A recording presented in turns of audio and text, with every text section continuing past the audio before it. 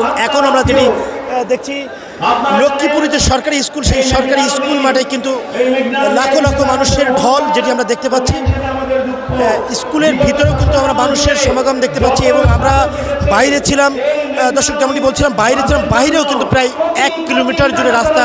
এই জামাতের সমর্থিত মানুষ তারা কিন্তু এই সমাবেশের জন্যই অপেক্ষা করছেন।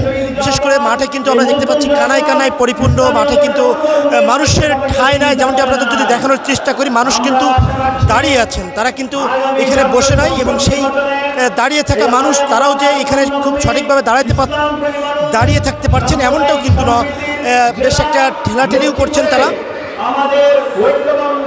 যেমনটি বলছিলাম এই মাঠ কানায় কানায় পরিপূর্ণ, এই জন্য জামাত ইসলামের দিকে এমন গণজোয়ার বাংলাদেশের ইতিহাসে আগে কখনোই দেখা যায়নি। সম্ভবত জামাত ইসলামী এবার রাষ্ট্রীয় ক্ষমতায় বসতে যাচ্ছে।